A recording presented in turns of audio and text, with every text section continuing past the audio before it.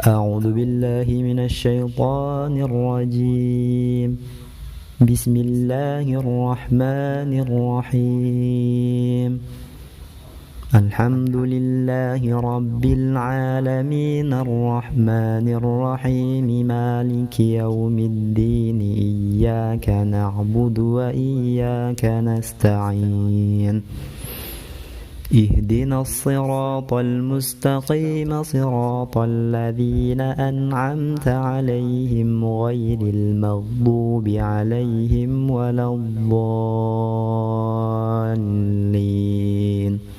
آمين. Ya baik teman-teman sekalian, bismillahirrahmanirrahim. Assalamualaikum warahmatullahi wabarakatuh. Teman-teman sekalian, bagaimana kabarnya pada hari ini? Alhamdulillah, sukses, mulia, kreatif, mandiri, Allahu Akbar.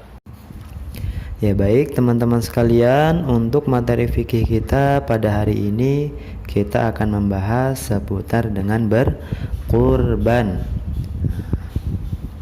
Dimulai dari pengertian berkurban terlebih dahulu ya. Adapun kurban berasal dari bahasa Arab yang maknanya adalah dekat. Saya ulang kembali, kurban berasal dari bahasa Arab yang maknanya adalah dekat. Yang dimaksud dengan dekat di dalam praktek berkurban adalah untuk mendekatkan diri kita kepada Allah Subhanahu wa taala dengan cara berkurban. Ya, seperti itu ya. Kemudian yang kedua adalah hukum berkurban. Apakah hukum berkurban?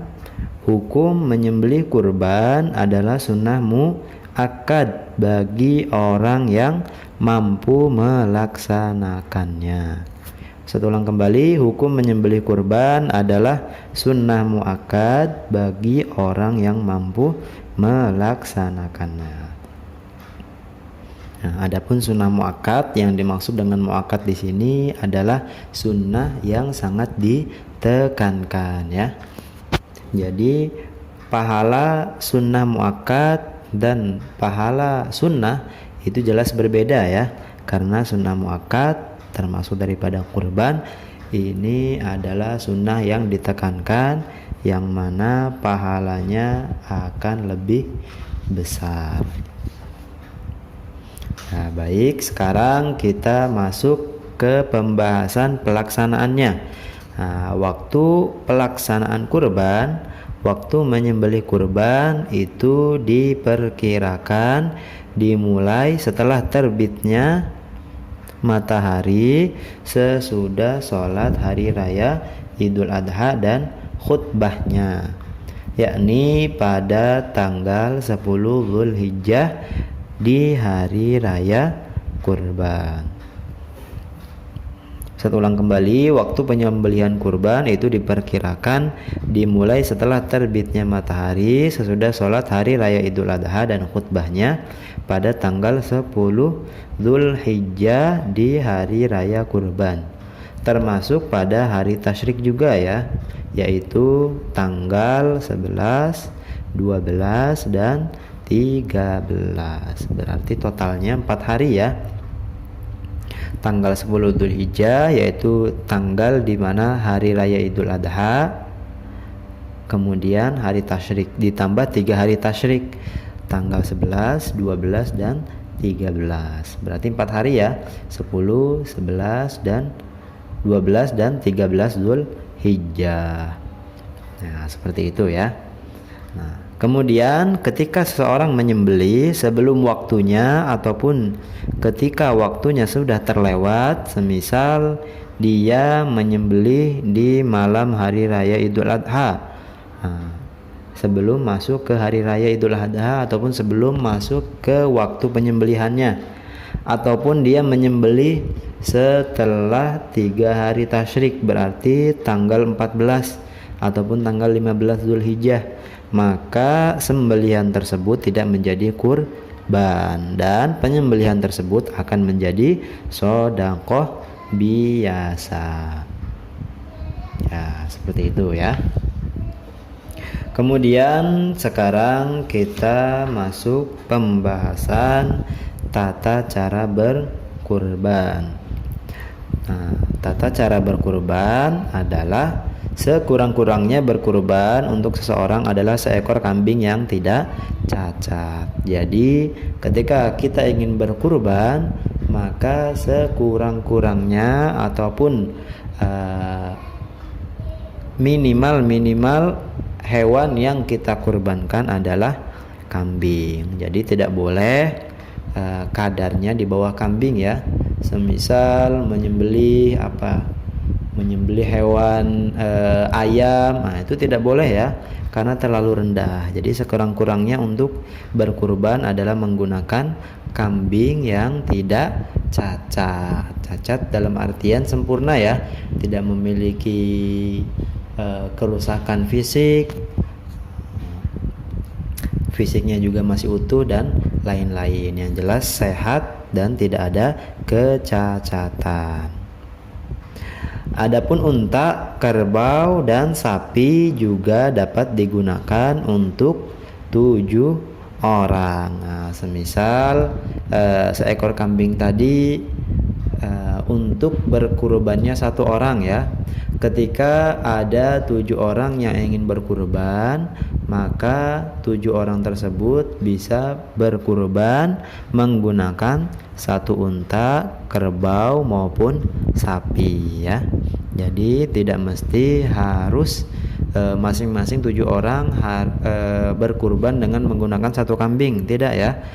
Bisa uangnya dikumpul-kumpulkan, kemudian untuk 7 orang tersebut membeli 1 ekor unta, kerbau maupun sapi. Nah, semua kembali kepada kemampuan kita masing-masing ya. Ketika kita hanya mampu membeli 1 ekor kambing, maka kita boleh menggunakan 1 kambing untuk berkurban.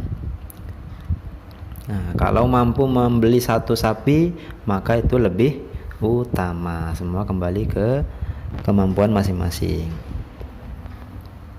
Kemudian orang-orang yang akan berkurban disunahkan untuk tidak memotong kuku dan rambut hewan kurbannya sejak masuk tanggal Dzulhijjah.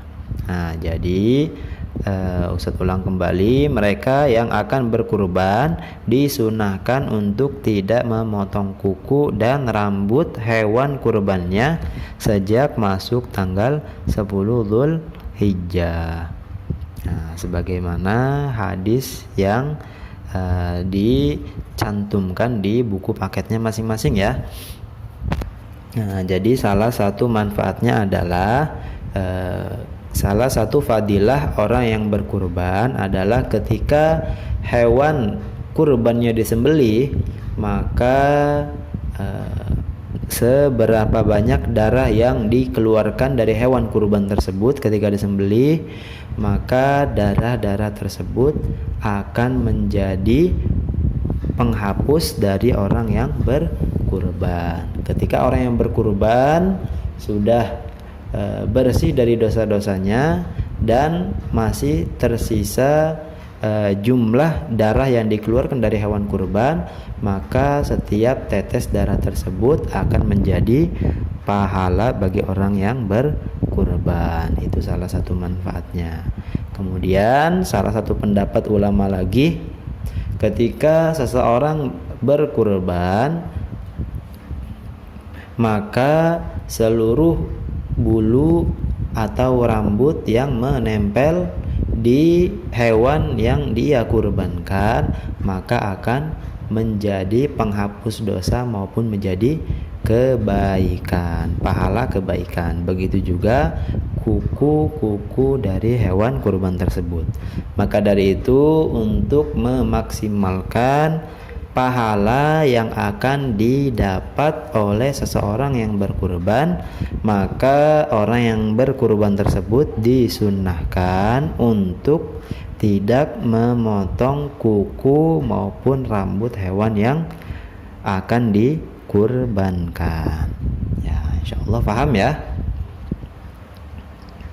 Ya, baik teman-teman sekalian, mungkin sampai di sini dulu materi fikih kita pada hari ini mengenai seputar berkurban.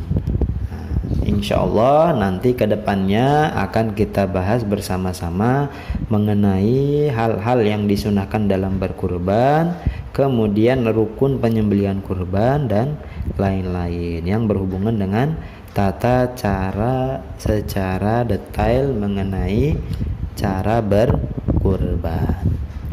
Baik, itu saja teman-teman. Mungkin dari Ustadz, mohon maaf bila ada kekurangan. Wabillahi taufiq wal hidayah.